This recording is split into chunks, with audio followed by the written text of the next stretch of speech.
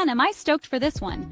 We're about to dive headfirst into a country that's like a giant, awesome, thousand-layer cake of history, flavor, and mind-blowing sights.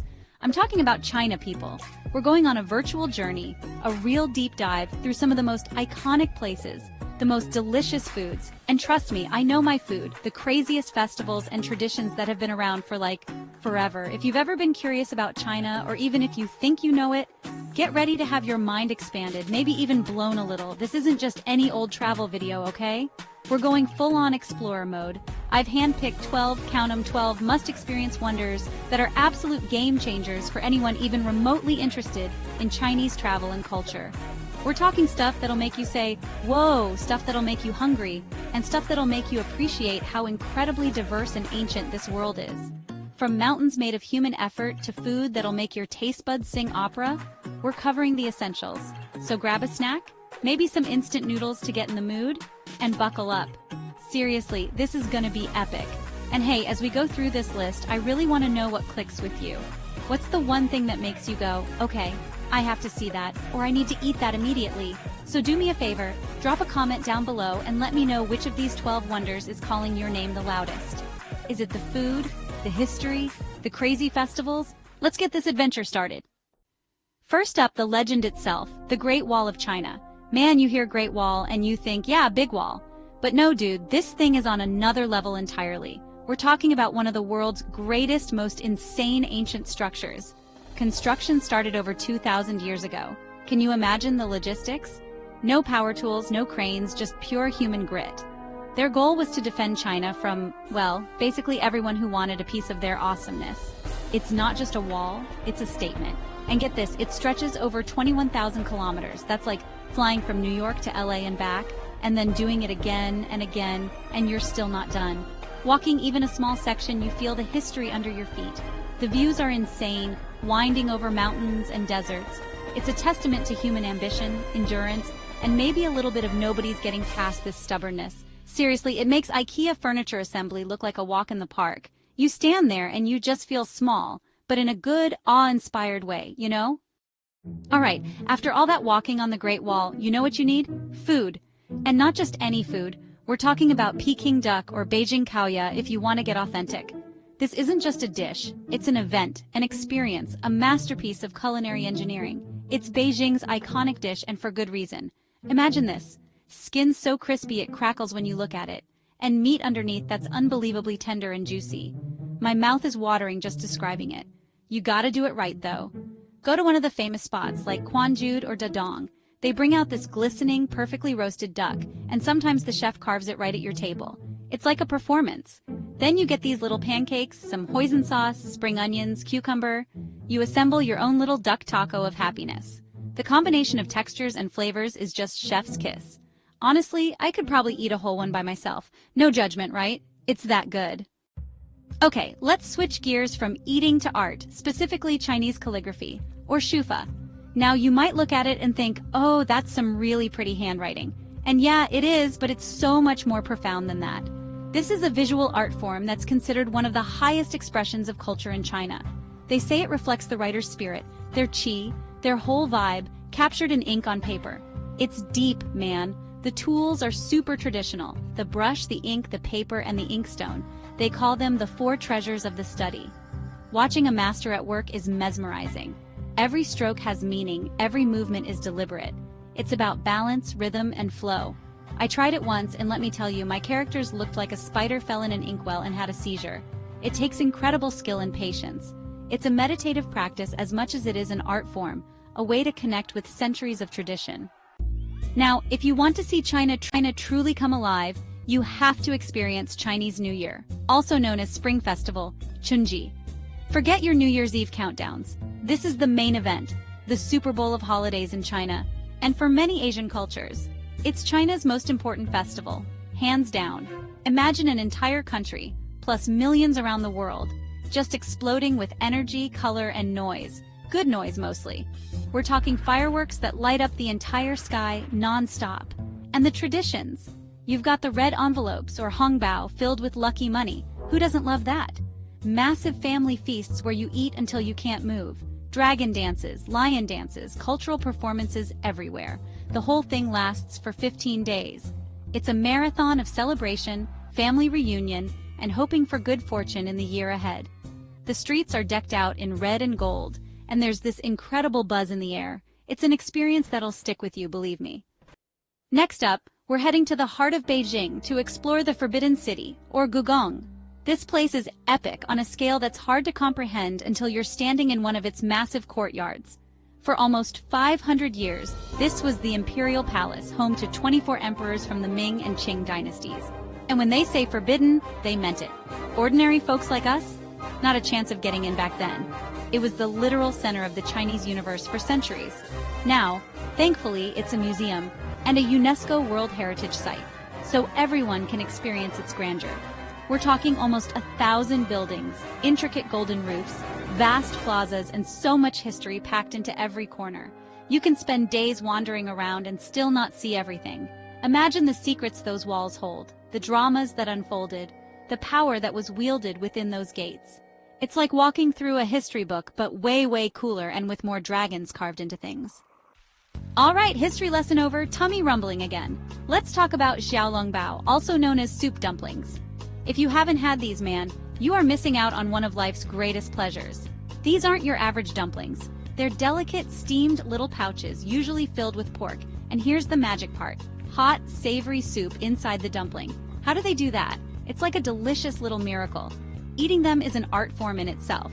You can't just pop one in your mouth or you'll experience a volcanic eruption of molten soup.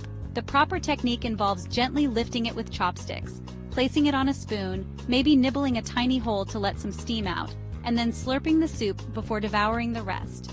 They're best enjoyed with a little black vinegar and some slivered ginger.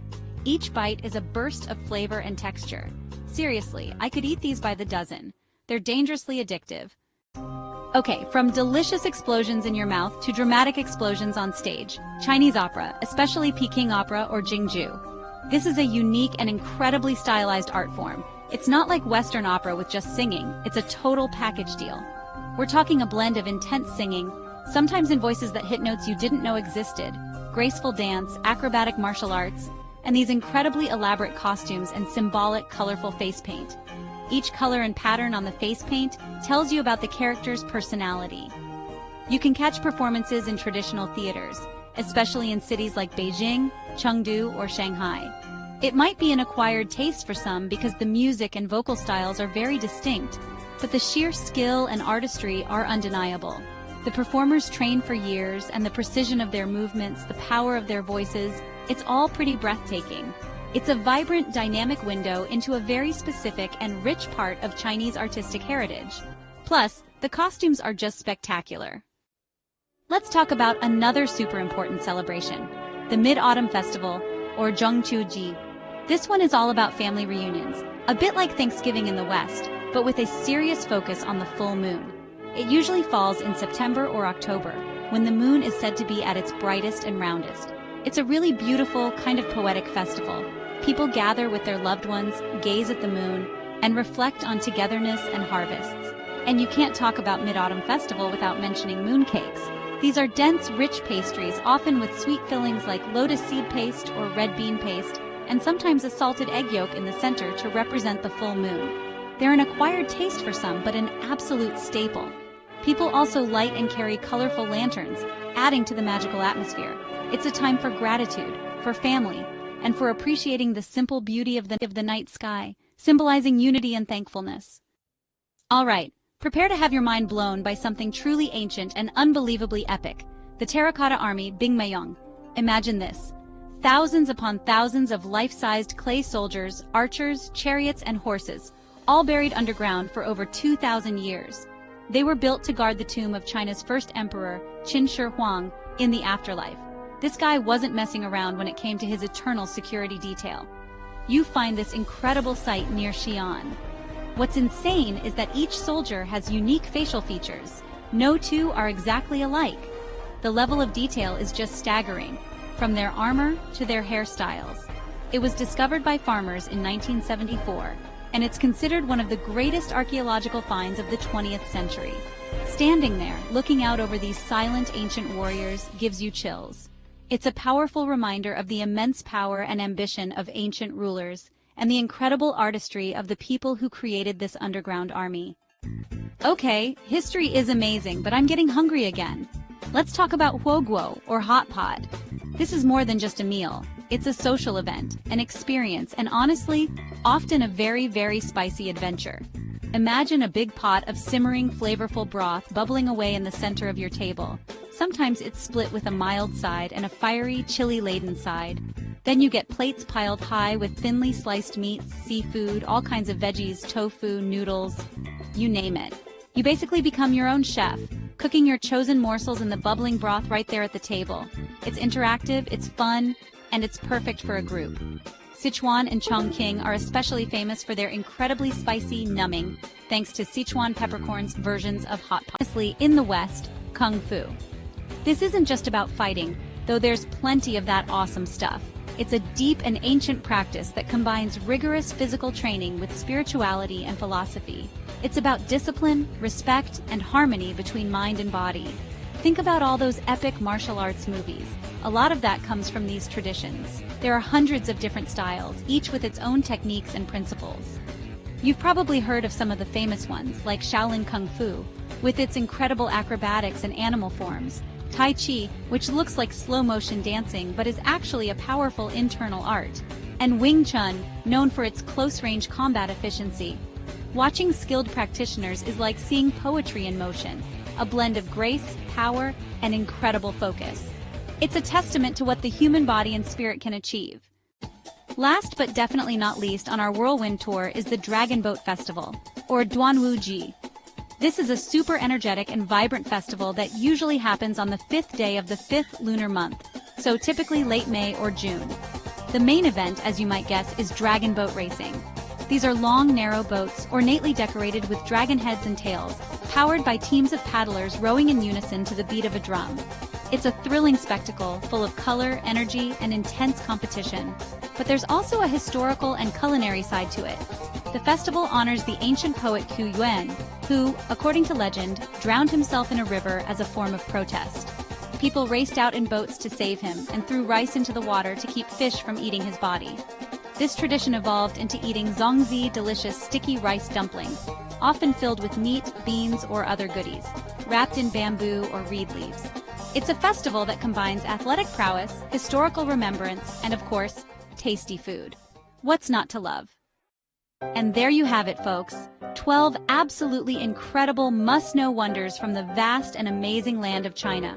From the sheer scale of the Great Wall and the Terracotta Army, to the mouth-watering delights of Peking duck and xiaolongbao, and the vibrant energy of Chinese New Year and the Dragon Boat Festival, it's a country that just keeps on giving. I feel like we've only scratched the surface, but hopefully this gave you a real taste of the magic. I'm already planning my next food adventure, mentally. Man, I had a blast sharing these with you. If you enjoyed this journey as much as I did, do your boy Blob a solid, hit that like button, smash subscribe so you don't miss out on more adventures, and definitely share this video with anyone who needs a dose of culture or is planning a trip.